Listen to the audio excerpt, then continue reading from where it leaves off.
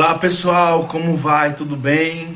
Professor Rainê, mais uma vez aqui na nossa aula de geografia, né? Quero dizer a vocês que o mais breve possível estaremos voltando à nossa rotina, à nossa sala de aula. Dizer que todos nós estamos morrendo de saudade de vocês. Pessoal do nono ano já estão se despedindo, mas com certeza ficarão no coração de todos nós, certo, gente? Então, assim, hoje nós preparamos uma aula falando sobre o capítulo 7. Mais uma vez, sempre naquela temática. Por que estudarmos o capítulo 7? Qual a necessidade? Qual a importância que ele tem? Em que eu preciso saber desse capítulo para influenciar e entender um pouco o que acontece no nosso dia a dia. Então, por isso que eu, juntamente com todos os professores de geografia do município, fizemos essa escolha desse capítulo. Então, se estamos aqui falando sobre esse capítulo, ele tem uma significativa importância. Então, é preciso que vocês fiquem atentos, é preciso que vocês assistam o vídeo, façam atividade, busquem ler o livro, e é preciso que vocês busquem cada vez mais ter esse conhecimento, porque é necessário não só para a disciplina de geografia, mas para a vida da gente, né?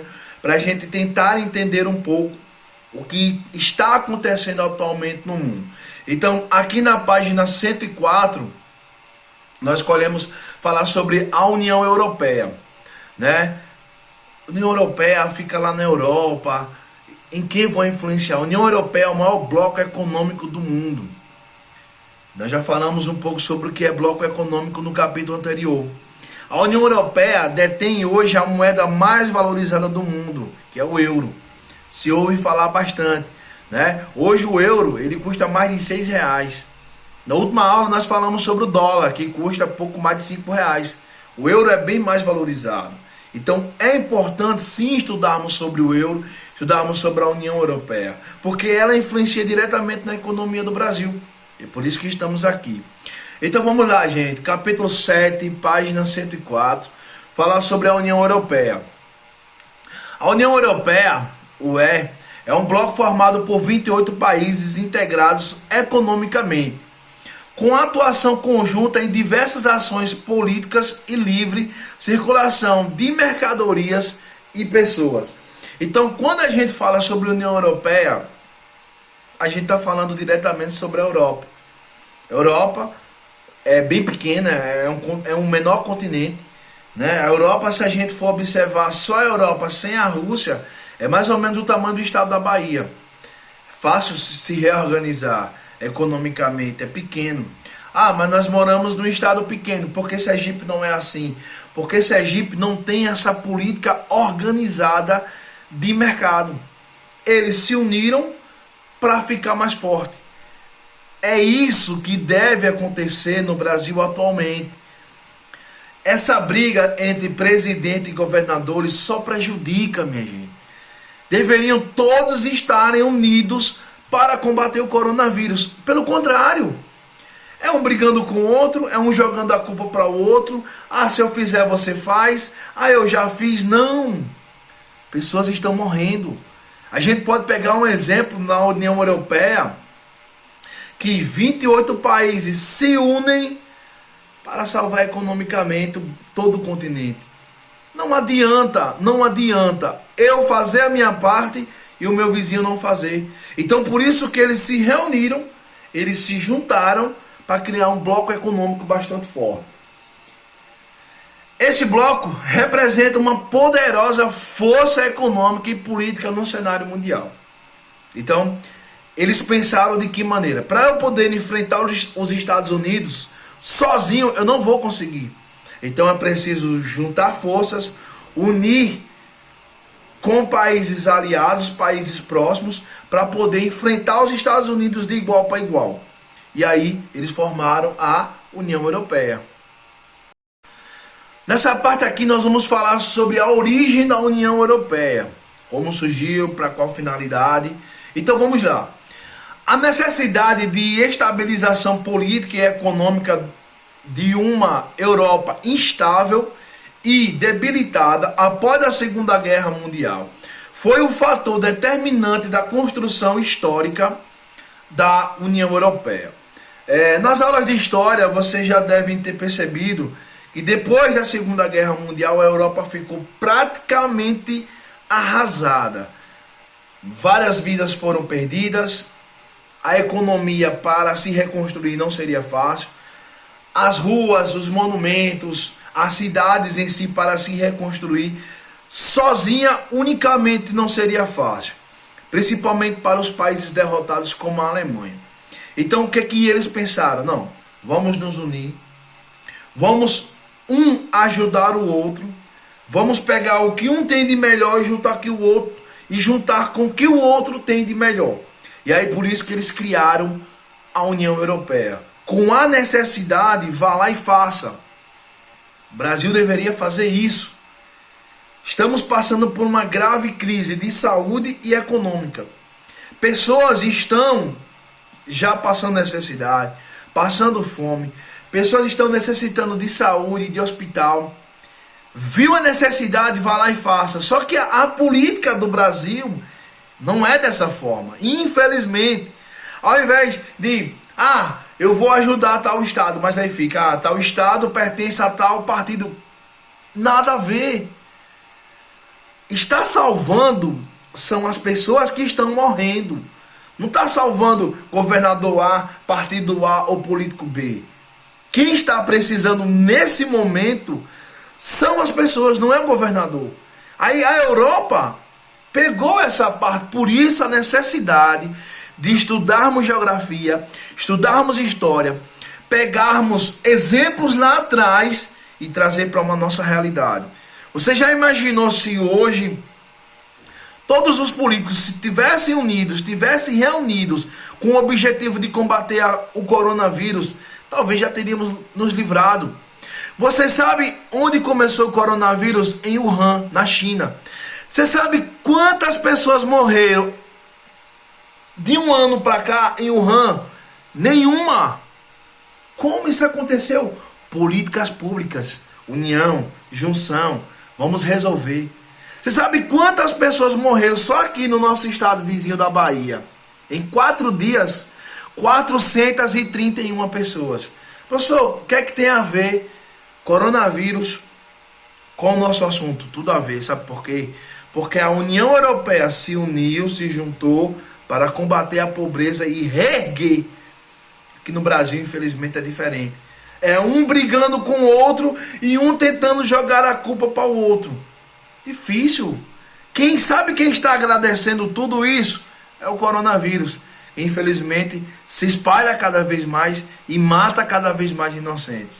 Então, o exemplo que a gente tem aqui na origem da União Europeia, a gente traz para a nossa realidade e perceber que estamos cada vez mais longe de uma união e cada vez mais longe de combater o coronavírus. Lamentavelmente, infelizmente, esse é o Brasil, né? Aqui na página 107, ela tem também outro tema bastante importante, que é políticas sociais da União Europeia. Os países membros da União Europeia desenvolveram um sistema de proteção social que, apesar de questionado por seu elevado custo, tem garantido aos cidadãos um padrão de vida elevado e diminuído as desigualdades sociais nesses países. Sempre é bom lembrar, quando a gente fala assim, união, junção, colaboração, é um ajudando o outro. Infelizmente, no Brasil não existe isso, infelizmente. Eu vou ajudar fulano, mas ele pertence a tal partido político. Não vou ajudar não. Na Europa, eles perceberam que uns países necessitavam mais e outros menos. Quando eu ajudo o meu vizinho, quando eu dou emprego ao meu vizinho, quando o meu vizinho tem uma economia melhor, ele consegue fazer isso, ele consegue fazer aquilo, o meu vizinho pode também me ajudar. Só que o brasileiro, infelizmente, a gente encontra exemplos claros aqui em Itabaianinha, que o meu vizinho está passando fome, estou nem aí, eu estou bem. Não é assim. A gente tem que lembrar que um dia eu posso estar na situação do meu vizinho. E a União Europeia, ela deixa bem claro isso. Se o país vizinho estava passando por dificuldades, eu vou lá e ajudo. Por quê? Para depois ele também me ajudar. Então, a junção, a política social da União Europeia foi dessa forma. Eu vou pegar, eu vou ajudar o país que está passando por uma dificuldade, eu vou reerguer para mais tarde eu ter um parceiro político e econômico. Aqui no Brasil a gente não vê isso. Eu falei agora há pouco, o estado da Bahia está passando por uma situação gravíssima. E aí, o que é que o estado de Sergipe faz? Tô nem aí. E se vier de lá para cá? E se nós passarmos por o que ele está passando agora? Nós vamos ter esse problema. E se nós ajudarmos o estado da Bahia, eles vão resolver lá e nós não teríamos esse problema também. É lamentável a política que está havendo hoje no Brasil. Então é importante estudarmos o que a União Europeia fez para ser o bloco econômico mais poderoso do mundo, para pegarmos o exemplo do Brasil. Então por isso que eu falo, estamos distantes de resolver o problema do coronavírus. Não há união em todas as esferas. Porque tem gente que apoia um lado, outra pessoa apoia o outro. Enquanto isso, o coronavírus se espalha. É isso que está acontecendo no Brasil. Gente, aqui na página 108 tem uma parte do assunto que é bem interessante, que a gente separou para vocês. Olha, as instituições da União Europeia. Há algumas instituições que regulam e intermediam a atuação da União Europeia. Então a gente separou essa parte do tema para vocês entenderem como é formulada a União Europeia. Vamos lá. Primeira coisa é que tem o Conselho Europeu. Entrega-se de definir as políticas gerais da União. As políticas vai saúde, educação, onde deve ser aplicado o dinheiro, onde não deve ser aplicado. E aí cada país vai passar a sua necessidade e esses conselhos vão ajudar e ver o que é e o que não é prioridade. Temos a Comissão Europeia, que é um órgão encarregado de colocar em prática as políticas comunitárias. Então, o que um país tem dificuldade, vai lá, coloca no órgão, coloca em conselho, eles vão lá e ajudar, né? Então, o que a gente percebe atualmente no Brasil é isso. O estado da Bahia está necessitando. O que é que o governo federal está fazendo atualmente? Não, eu já mandei tantos milhões, então que se resolva. Não é assim, minha gente. O dinheiro, se foi gasto de forma correta ou não, é o governador que vai pagar. Não são as pessoas que estão necessitando agora. Pessoas estão morrendo. Pessoas estão precisando dessa ajuda. Se negar ajuda nesse momento deveria ser crime. Mas estamos no Brasil, né? Parlamento Europeu. Controla a Comissão Europeia e aprova pressupostos comuns. O número de deputados que a compõem é proporcional ao número de habitantes. Então esse parlamento é composto por vários políticos que visam ajudar um país necessitado. Então, viu o problema, vai lá e resolva. Tribunal de Justiça. Assegura o respeito às leis comuns e a aplicação dos tratados. Então, o que é combinado nos conselhos, que os deputados vão votarem as prioridades, esse Tribunal de Justiça analisa se aplicará ou não. E por fim, nós temos o Comitê Econômico e Social, responsável por prestar consultoria às propostas de Comissão Europeia. Então esse Comitê Econômico vai analisar quanto se deve ser gastado ou não durante todo esse processo. Gente, aqui na página 110 também tem outro tema bastante interessante, que a gente pode fazer esse comparativo com o Brasil. As políticas que foram adotadas lá, a gente pode analisar assim, será que são adotadas aqui no Brasil? Será que se o Brasil tivesse adotado essas políticas, poderíamos ser um país bem mais desenvolvido, poderíamos ter um país tão mais igualitário, né? Que o Brasil infelizmente está longe da igualdade. Então são políticas comuns da União Europeia. Desde o Tratado de Roma, em 1957, as barreiras comerciais entre os países membros da União Europeia haviam sido eliminadas. E uma série de políticas comuns foi encaminhada. Então, o que isso quer dizer?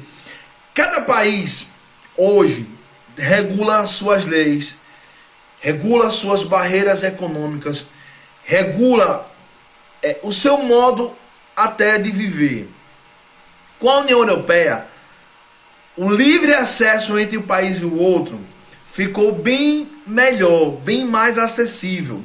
Por quê? Cada país tinha a sua política. Com esse Tratado de Roma em 1957, você pode sair, por exemplo, de Portugal, você pode ir para a Espanha, você pode depois ir para a França, para a Itália. Porque você pode fazer, não precisa de barreira para isso. Porque, por exemplo, para você ir para a Argentina, para você ir para os Estados Unidos, você tem que ter uma autorização. Estamos no mesmo continente americano, mas políticas diferentes. Com esse tratado, com essas políticas, o livre acesso ficou bem melhor. Aí as pessoas não precisam, por exemplo, viajarem para o país precisar de autorização. A economia e a carga, né, econômica pode ser enviada tranquilamente de um país para o outro. Então, várias políticas foram adotadas em comum. Por isso o nome União Europeia. Várias políticas são adotadas em comum, certo? Então, uma das, estamos aqui, eu selecionei aqui na página 110, eu vou falar sobre cada uma delas. A primeira é a política agrícola comum, chamado de PAC. É a base da política agrícola dos países membros, financiada pelo Fundo Europeu de Orientação e Garantia Agrícola, a FEOGA. Então, essa política é adotada para vários países. Então, cada país que tem necessidade, a política econômica agrícola, ela é adotada de maneira igualitária. Então isso é muito bom. Países que não têm uma condição financeira, uma economia tão forte como o outro, ela terá os mesmos direitos. Com isso, naturalmente, só quem ganha é a população que produz.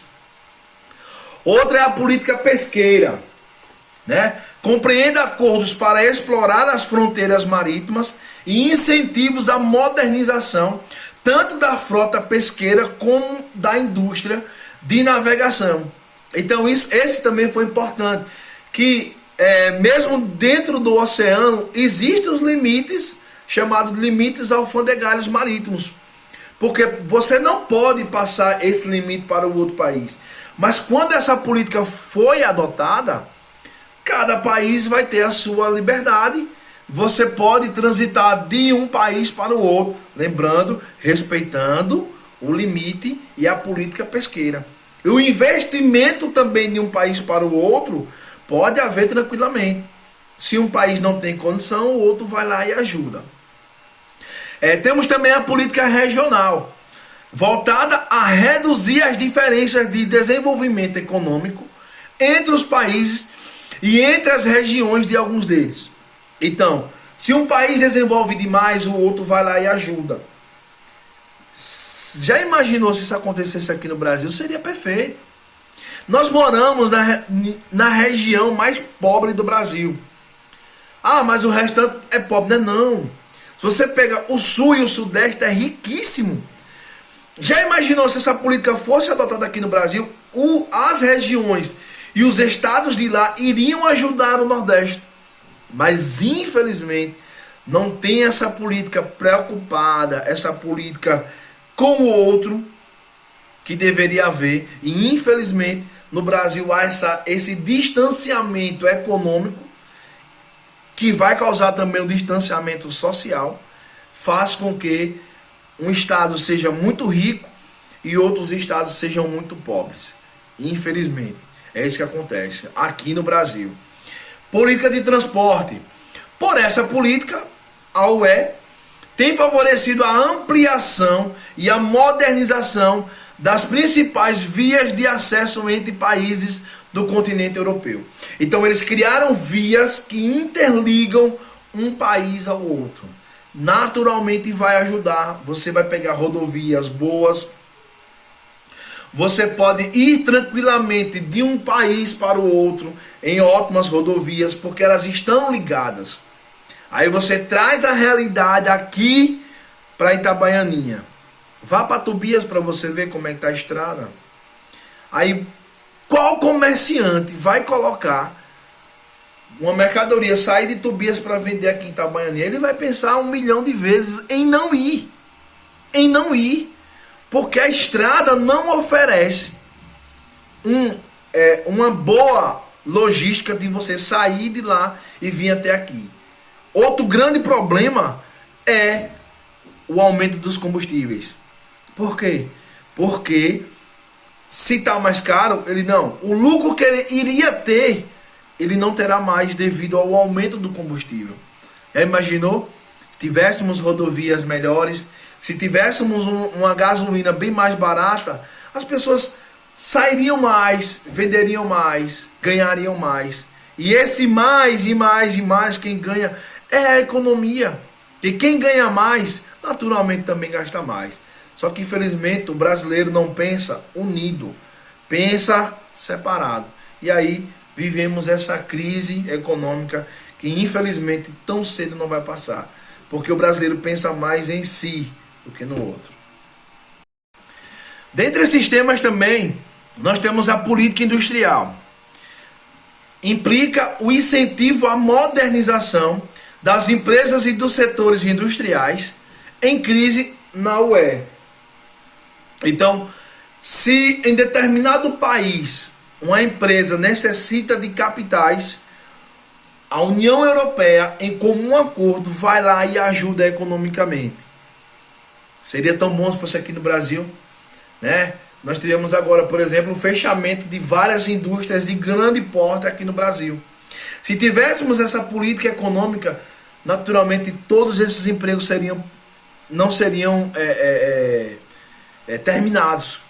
Todos os pais de família estariam com seus empregos garantidos. Por quê? Porque outra grande empresa que fatura bastante, que continua faturando bastante, iria ajudar essa empresa a não sair do Brasil.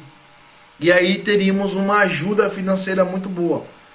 Se a Europa fez isso, o Brasil poderia pegar esse exemplo e fazer aqui no Brasil. Mas, infelizmente, não existe isso, não há essa política. Outra questão também interessante é a política comercial.